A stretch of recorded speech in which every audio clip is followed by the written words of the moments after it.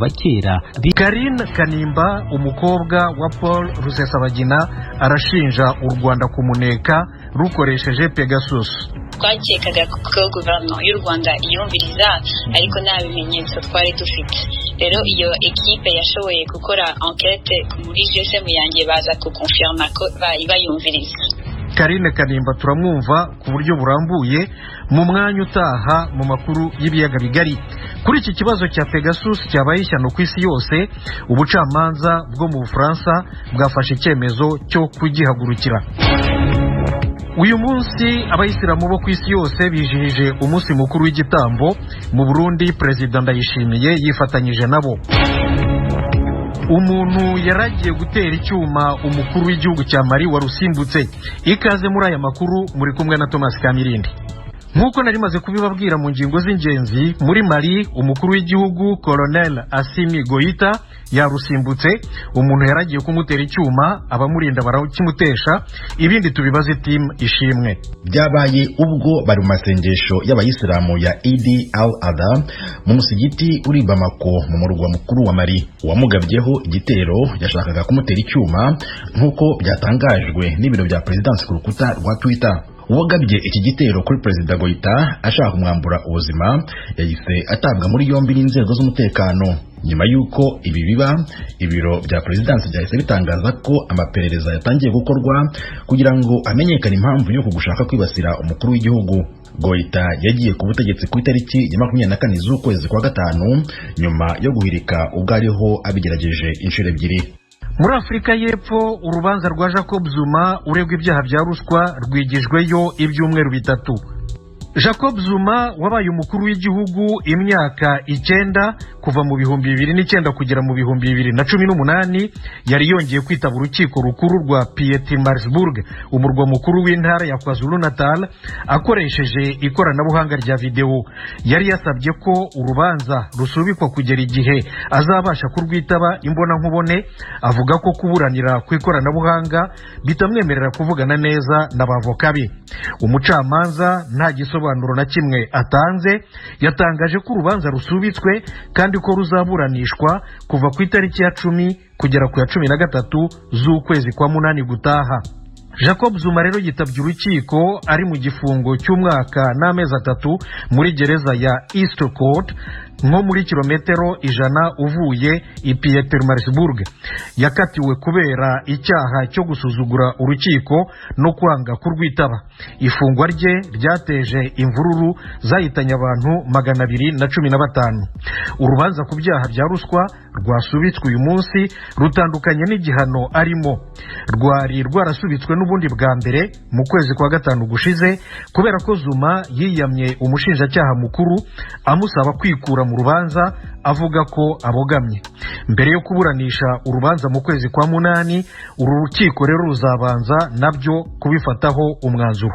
Muri Leta Zunze Ubumwe za Amerika urukiko rwo ku rwego rw'igihugu rwakatiye igihano cyo gufungwa umuntu wa mbere na mbere mu baregwa igitero ku ngoro y'inteko ishinga amategeko Congress.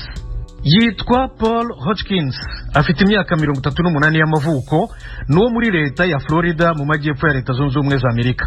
Ku itariki ya 2 y'ukwezi gushize kwa gatandatu yagiranye n'ubushinjacyaha amasezerano yo kwemera icyaha cyo kubangamira imikorere y'urwego rw'ubutegetsi no kwishyura guverinoma indishyi y'amadolari 200,000. Ubushinjacyaha nabwo bumwemerera kumusabira igihano kitaremereye. Asoma urubanza, umucamanza yatangaje ko Hotchkiss yagize uruhare rugaragara muri kimwe mu bikorwa bibi cyane mu mateka ya Amerika.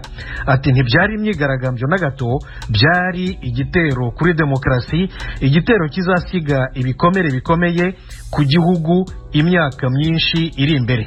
Ariko avuga ko Hotchkiss akwiye igihano gito kucyo ubushinjacyaha bwari bwamusabiye cyo gufungwa umwaka umwe n'igice. We yamukatiye gufungwa amezi 8. Imbere y'umucamanza Paul Hotchkiss yicujije icyaha, avuga ko gikojera isoni maze asaba imbabazi. Abaye uwa mbere ukatiwe igihano cyo gufungwa kubera uruhare yagize mu gitero cyo kuri Capitol ku itariki ya 6 y'ukwezi kwa mbere gushize igitero cyaguyemo abantu 5. Abandi bantu barenga 500 nabo bategereje kuburana. Muracyumva radiyo ijwi ry'Amerika ivugira Washington DC mu Kirundi n'Ikinyarwanda. Mudusange no kuri YouTube na Facebook VOA radio yacu, mukurikirane aya makuru. Amakuru y'ibiyaga bigari. Leta y'u Rwanda yemeza yivuye inyuma ko idafite akamashu ka Pegasus kaneka telefone ngendanwa z'abatavuga rumwe nayo, abanyamategeko n'abanyamakuru. Nyamara rero Karine Kanimba, umukobwa wa Paul Rusesabagina ufungiye mu Rwanda, atangaza ko ari mu bagendwaho bagabweho igitero cya Pegasus ya leta y'u Rwanda. Yaganiriye na mugenzi wacu Venuste Nshimiyimana ukorera mu biro by'ijwi ry'Amerika i Londres mu Bwongereza. Hashize ibyumweru bike ekipe ya Amnesty International ifatanye n'abanyamakuru baje kundeba bavuga ko bakeka ko GSM yanjye irimo ako kamashu, bansaba nimba bashobora kuyikoraho enquête ngo bayirebemo. Twakekaga ko guverinoma y'u Rwanda iyumviriza ariko nta bimenyetso twari dufite. Rero iyo ekipe yashoboye gukora enquête muri GSM yanjye baza kukonfirma ko bayumviriza. Ako kamashu bagasanze muri telefone yawe y'imbirigi cyangwa se telefone yawe y'Inyamerika? Bayisanze muri telefone yanjye yo mu Bubiligi. None igihe cyose wabaga uri mu Bubiligi uvugana n'abategetsi b'Ababiligi cyangwa se bo mu bindi bihugu by'Uburayi, icyo gihe cyose barakumvirizaga? Ekipe ya Amnesty International yamenye ko kuva muri janvier niho batangiye kunyumviriza, bakakomeza kugeza muri April. Noneho nagiye muri Amerika muri May, birahagarara, ariko ngarutse mu Bubiligi barongeye bakomeza kunyumviriza. Donc ama email nagiye nandikana kumwe n'abategetsi, kuko kuva papa bamushimutse buri munsi ibyo tukora no kwandikira abategetsi no kuvugana n'abavoka na famille kugira ngo tugerageze gukora ku buryo papa bamurekura bakamurika gataha. Ayo ma appel yose nagiye ngirana kumwe n'abo bategetsi cyangwa na ekipe yacu yose barayumvirizaga. Urashaka kumbwira ko iyo wavuganaga na Minisitiri w'Intebe w'Ubwongereza cyangwa se na Minisitiri w'Intebe w'Ububiligi cyangwa se n'uhagarariye umuryango w'ubumwe bw'Uburayi, ibyo byose barabyumvirizaga? Bari bafiteho capability yo kuyumviriza, kandi iyo ekipe ya confirmye ko bakurikiraga ibintu byose nakoraga. Umuvugizi wa NSO Ariela Benabraham yabwiye ikinyamakuru The Washington Post ko telefone z'ibihugu byo hanze zidashobora kuvogerwa n'ako kamashu. Telefone yawe y'imbirigi iyo yabaga iri muri Amerika yashoboraga kuvogerwa n'ako kamashu? Ndi muri Amerika byarabananiye kuyumviriza.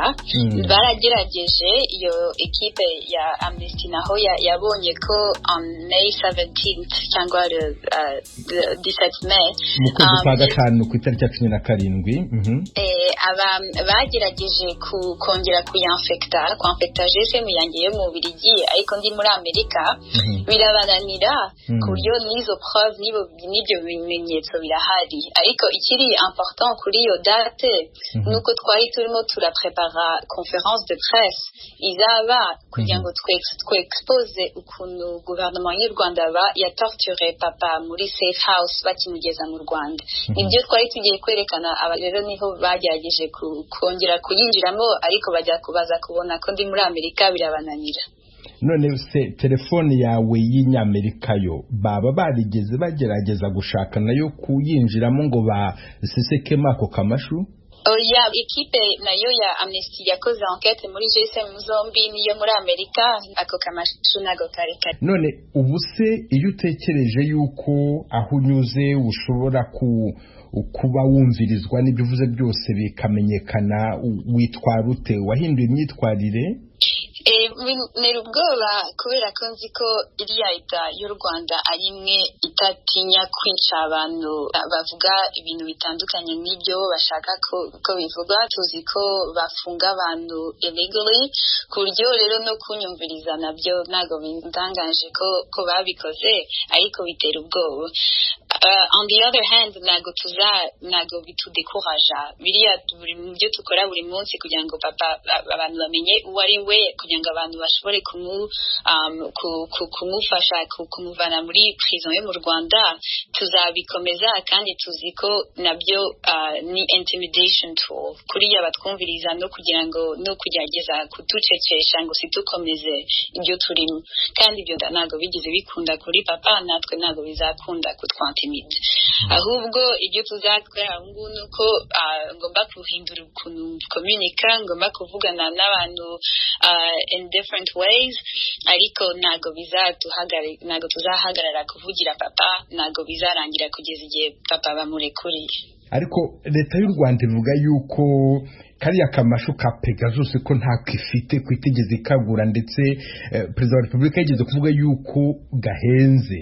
Abo bavuga yuko leta y'u Rwanda igafite, bavuga ko bakoze ubushakashatsi ko kamashu bakagasanga mu matelefone yanyu, babahaye ibimenyetso simusiga bigaragaza koko uko leta y'u Rwanda ibikora kandi kwifitiye ubushobozi.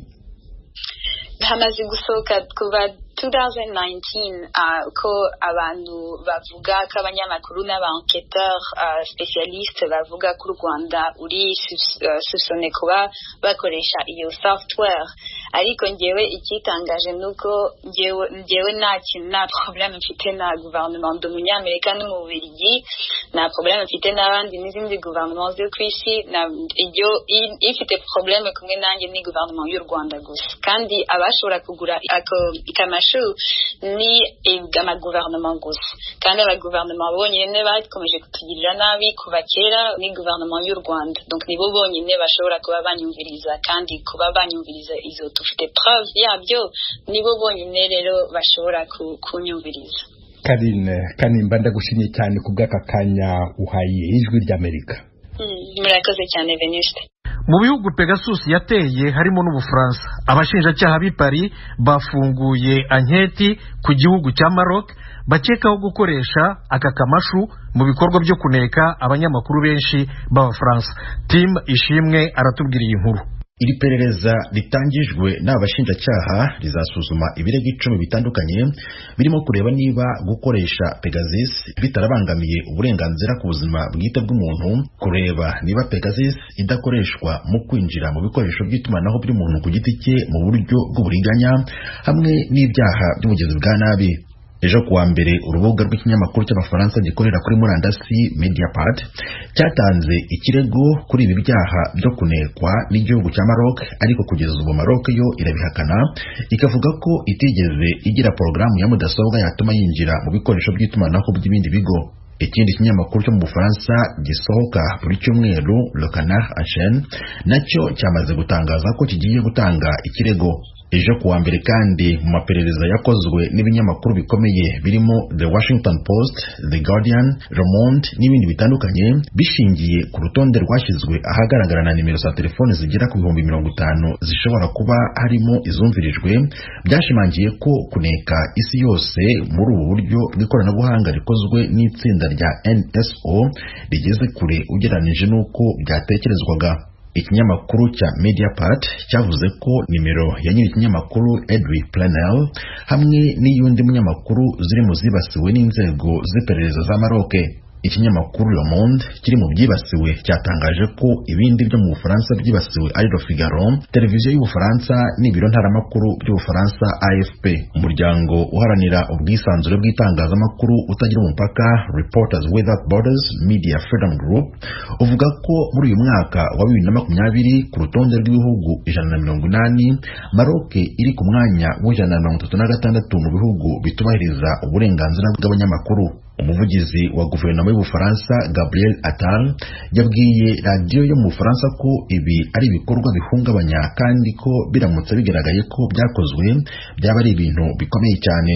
iperereza ryakozwe kuri Pegasus ryerekanye ko byibuze abanyamakuru bagera ku 180 bo mu bihugu 20 ari bo batoranijwe ngo bakorweho iperereza kuva mu mwaka wa 2016 kugeza muri 2021. Ikinyamakuru The Guardian cyavuze ko muri bo harimo abakorera ikinyamakuru cya The Wall Street Journal, CNN, The New York Times, Al Jazeera, RPS, The Associated Press, Bloomberg, The Economist na Reuters. Abayisilamu b'isi yose bijihije umunsi mukuru wa Eid al-Adha, ni ukuvuga umunsi w'igitambo wibutsa igihe umukurambere w'abayisilamu, abayahudi n'abakristu Abraham yaragiye gutambira umuhungu we Isaac. Uyu munsi wabaye mu gihe abayoboke bo mu Burundi b'umuryango w'abayisilamu mu Burundi nyine batumvikana. Eloge Wirikaneza ukorera mu biro by'ijwi rya Amerika i Nairobi muri Kenya aratubwira uko bihagaze. Allahu Akbar, Allahu Akbar. Hari ku musigiti wo muri zone Nyakabiga hagati na hagati ku mugwa mukuru w'ubutunzi Bujumbura. Umukuru w'umuryango wa Islamu mu Burundi Komibu Sheikh Hajabu Kabano mu gisabisho yibukije ko Eid al-Adha ari umunsi mukuru hambaye kubemera bose kuko wibutsa umunsi sokuruza ukwizera Abrahamu yatanga ikimazi c'intama ku Mana, maze kubisho gihe mu gisagara ceranda c'Imaka abayisilamu batangura kuja mu ngendo nyeranda ari ibihumbi n'ibihumbi muri ico kibanza gifatwa nka gitagatifu.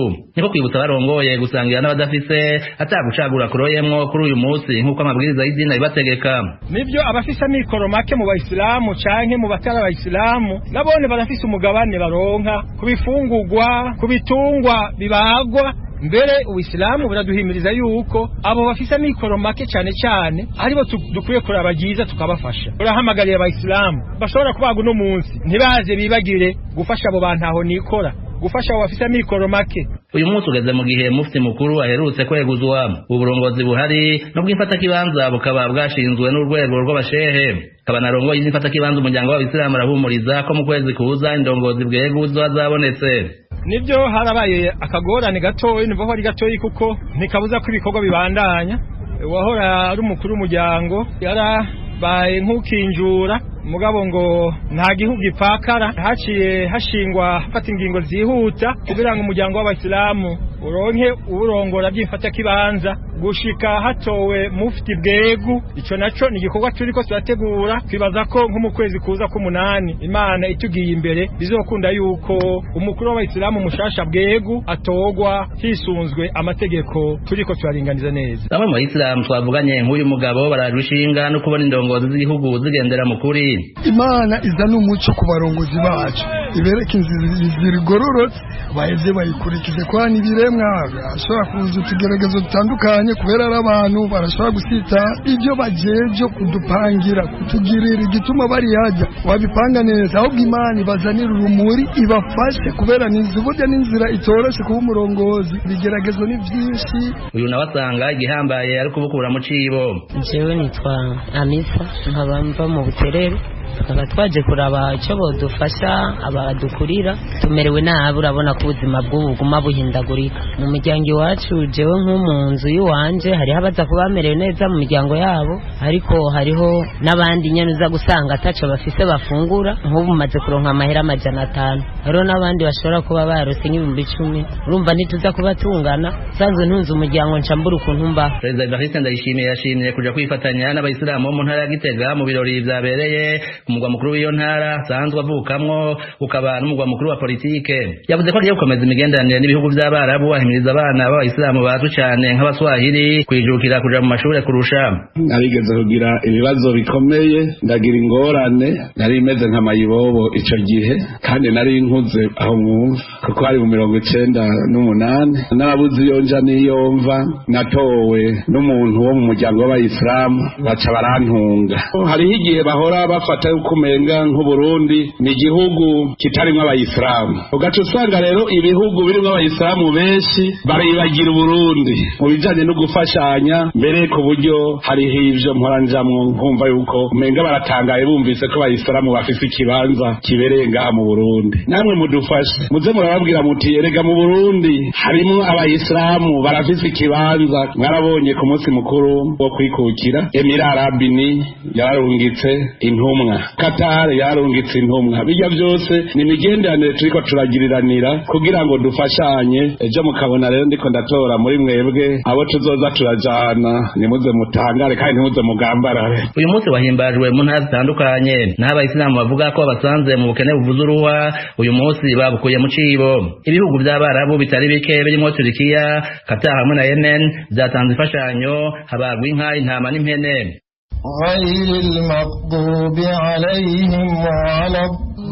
Ibitigiri bitangwa n'inzego zijejwe amadini hamwe n'ubushakashatsi bw'abanditsi byerekana ko mu Burundi abayisilamu bari hagati y'ibice 5 n'ibice 10%. Eloge Urikaneza, Ijwi rya Amerika. Tukiri mu Burundi, muri komine Rugombo, intara ya Cibitoke, umugabo w'imyaka 50 yaraye yishwe, abaye umuntu wa 16 wishwe muri iyi ntara mu gihe cy'amezi 3. Benshi muri bo bicwa baregwa amarozi. Ni inkuru ya Desire Hatungimana ukorera i Kigali mu Rwanda. Igihe cy'isayindwi z'ijoro niyo nkuru mbi yamenyekana ko Amiel Bikorimana yagandaguwe, yiciwe kw'ibarabara rya 3 muri Rugeregere aho nyene muri komine Rugombo. Ariko bukigoroba bene umuntu bari bagize amakenga kuko babona data kandi telefone yiwe itari kwirakora. Umukenyezi wiwe yamenyesheje ko kiretse ko hari abantu bari bamaze iminsi bamwagiriza ko ari umurozi kandi ari ubeshi ngo yarabanye neza n'abandi bantu. Amenyesha ko aragahinda mu muryango. Hageze nko mu masambiri niyo twatangiye guca ku matelefoni, tuciye ku matelefoni ngo ziruga baza ngo zirajimije, basi tutatu ku maturindi. Hageze mu masandwi rero ntiho badutelefona ngo bamwishe ngo bamushinga kujya 3 kwibarabara rije mu Rugombo. Iki cyose byo umutekano ko dukurikiranira tukamenya abantu baraye bamwishe gusa cyatumya ntabwo dushaka. Ababanyi babikora Imana baremeza ko uwo mutama atakibazo yarafitaniye n'ababanyi, bagatangazwa nuko abantu basigaye bicwa bikabakamizwe n'ingoma. Basaba bijejwe ko bukora amatohoza izo nkozi z'ikibi zica abantu zitwaje uburozi zigafatwa. Uyu mutama twetwanye neza ku mutumba ko twari tubanye nta kosa twari tumuzi ko umutama yaganira yumviriza yari mboneza yo ku mutumba. Hanyuma urupfu rweje rwambabaje cyane, twebwe kubera urwo rupfu ruragoye, urupfu rw'akarago twari kwihangana, ariko mu bisanzwe ku bw'urwo rupfu hategerezwa kuvuga ukuri ku mutumba, hama mukagira icyo muhagarariyeho kugira ngo mutuburonderere na ukuntu uwo muntu yoba avuye mu mubiri umunsi utaragera. Twe twahora tubana ku mutumba wa Ruvumera kandi tubanye imyaka atari mike. Rero ku bwacu nk'abo tubana nta birebire twari tumuzi ko, niyo mpamvu uru rupfu rwiwe rubaye twashe tuja mu kujurira kubera ko ata bintu birebire twakunda kumwumva ko ku bwacu mu kibana nta kintu bamwagiriza gusa twoba twari tumuzi ko twe mu Ruvumera twari twibaniye neza. Iyo tugora kumenya abamwishe icyo baba bamwagirije kuko ataco kirekire twari dusanzwe tumuzi ko, niyo mpamvu byo tugora kumenya icyo bisunze kugira ngo bamuzimanganye ubuzima bwiwe. Musantera komine Rugombo Gilbert Manirakiza arasaba ashimitse abarongoye ko atosubira kumva umuntu yishwe yagirizwa uburozi muri komine arongoye. Amenyesha ko bagiye gukorana n'inyamiramabi be n'abajejwe igisata c'ubutungane kugira ko kabi gatuzwe. Cyo dushimikira ko guhanura bene gihugu twabwira ko ibintu twageranye uburozi ari ikintu kibi cyane kuko abari ibintu byo kwikekana gusa.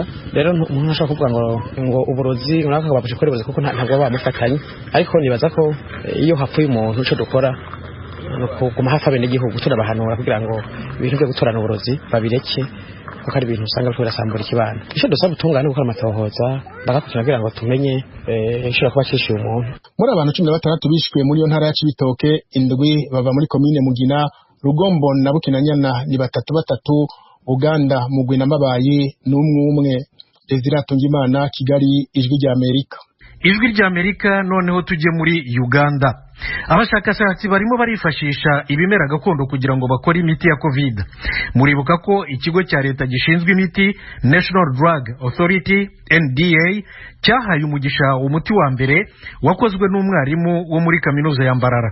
None n'abandi bashakashatsi ariko bo muri kaminuza ya Gulu mu majyaruguru y'igihugu nabo bakoze undi muti ubu barimo bagerageza. Umunyamakuru w'Ijwi rya Amerika i Kampala muri Uganda, Ignatius Bahizi, araduha inkuru irambuye. Ikigo cya leta gishinzwe imiti mu gihugu National Drug Authority NDA kivuga ko hari imiti y'amoko 3 imaze gukorwa n'abahanga mu bigo by'ubumenyi bitandukanye mu rwego rwo gushaka igisubizo cy'icyorezo cya COVID-19 gihangayikishije isi yose. Uganda ni kimwe mu bihugu bya Afurika byibasiwe n'iyi ndwara. Kugeza ubu imibare y'inzego z'ubuzima akabigaragaza ko abantu barenga 2,000 bamaze guhitanwa na COVID-19. Ayo moko atatu y'imiti arimo uwa Covidex wakozwe na Profeseri Ogwang Patrick wo muri kaminuza ya Mbarara, UBV01N wakozwe n'abahanga bo kuri kaminuza ya Makerere bafatanije n'ikigo cya leta gishinzwe ubushakashatsi ku ndwara za virusi, ubu urimo kugeragezwa mu bantu, hamwe na Covilis 1 urimo gukorwa na kaminuza ya Gulu mu majyaruguru y'igihugu. Kugeza ubu umuti wa Covidex niwo wonyine uri ku isoko, indi iracyari mu igeragezwa. Abias Rwamwiru, umuvugizi w'ikigo cya leta gishinzwe imiti NDA, yatangarijwe rya Amerika impamvu Covidex yemerewe gukoreshwa mbere yuko inyura mu nzira zose zemewe.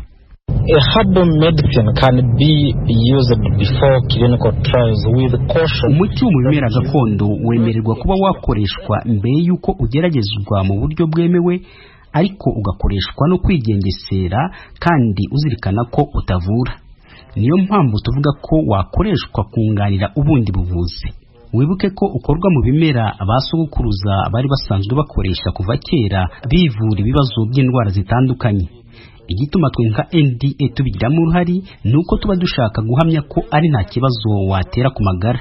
Ushobora gukoresha imiti ya gakondo iwawe mu rugo nk'uko bisanzwe, ariko iyo bigeze ku cyo gukora umuti mu bwinshi kugira ngo ukoreshwe na rubanda rugari, aho biba bisaba ko tubigiramo uruhare rukomeye kugira ngo twemeze ubuziranenge bw'uwo muti.